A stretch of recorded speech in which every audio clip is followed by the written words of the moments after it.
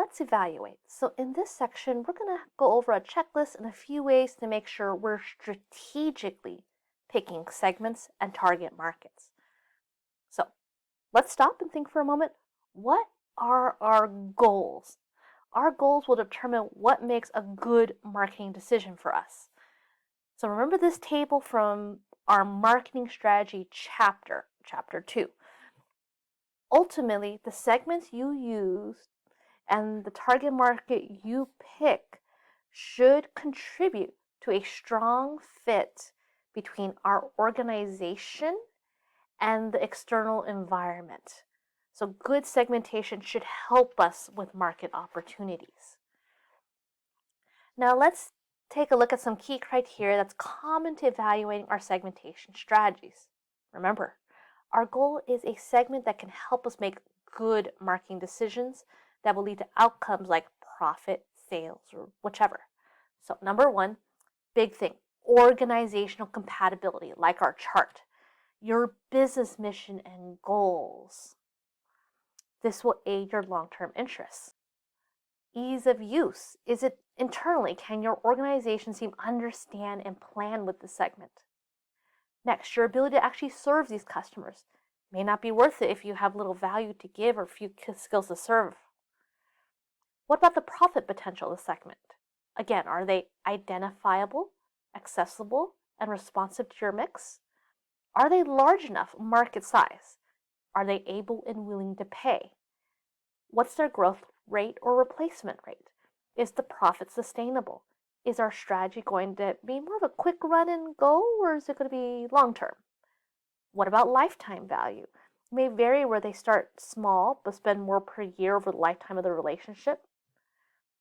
What's your current positioning with them? How do they think you fit right now? This will suggest the investment need to convert the person into a customer.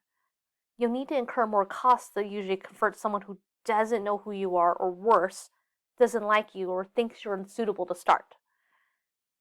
Next, what's the existing competition or competitive position? Everything you do is relative to other organizations that can also help your potential customers. How powerful are your competitors? Can you break in? What do you think, or what do you bring to the table? So if you want, there's a handy checklist from Blog HubSpot in the notes. Here is another helpful tool for evaluating segments: customer lifetime value. This is the estimated value a customer could contribute to the company over the length of the relationship. So we often think in terms of purchases, word of mouth, things like that. For profits, usually think of it in terms of revenue or profit via the stream of purchases, because it's often difficult to estimate the other intangibles, but we try. So this strategy is especially relationship marketing approved, since using relationship marketing approach is already pretty common contemporary good practice versus only individual transactions. So not only can relationship marketing help us deliver better value to customers, it also helps us better track exchange outcomes. So things like sales, returns, word of mouth, and more. So why do we use this to evaluate segments? Well, first of all, the what in timing. Estimating customer lifetime value helps us know what the average sales a customer is likely to give over their lifetime of the relationship and when the flow takes place. This is useful for evaluating strategic potential for a segment. So customer lifetime value helps us estimate what kinds of marketing efforts are needed over time to serve particular segments. Is the segment one we can serve? Is the segment worth it to serve? Should we only serve certain sub-segments within the segment? Do we only serve until the bubble bursts? How is it calculated?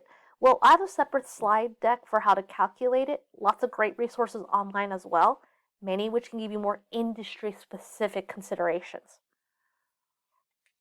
A further way to evaluate your segments is to check you are able to tell us your reasoning, how the segment is likely to behave. This goes back to why we're cautious about segments like males 18 to 35 or female college students. You can use whatever basis you want, but you should be able to tell us what they indicate in terms of a segment's likely behavior and what they mean for our marketing plans. So here's our friend get to buy. But now we also include how and why. Can you explain the factors that will likely lead the segment to act the way we think? Is that the age or gender segment base indicating certain behaviors? So you want to be able to answer how the segment base or combo of bases makes or operates. And then you want to be able to also answer how using the segment as a target market will help us achieve our goals. So as a final activity for the evaluation section, let's give it a go. Try it for your marketing plan, project, or your own organization, anything else. Just try it. You can start by segmenting your broader market into segments. Pick out some names and identifying factors for the segments. What 2 to 3 segments look most interesting as a target market? Now dig in. Compare them along the lines of your ability to serve, how your value fits. What's the segment size? Is it sufficiently homogeneous? What's our ability to target it? Can you reach them? Is it accessible? Tables are good for these. And then try it out. Fill out some 4Ps. What would you do? Example, consider what would the value proposition be for that segment? What would be the key takeaways for this segment? What keywords or questions might they use in a search engine? When or how are they likely to search? And then maybe even if you're real, search for yourself and see what you find. What might be different? How much overlap is there? Will one segment respond negatively if they experience the other segment's marketing mix?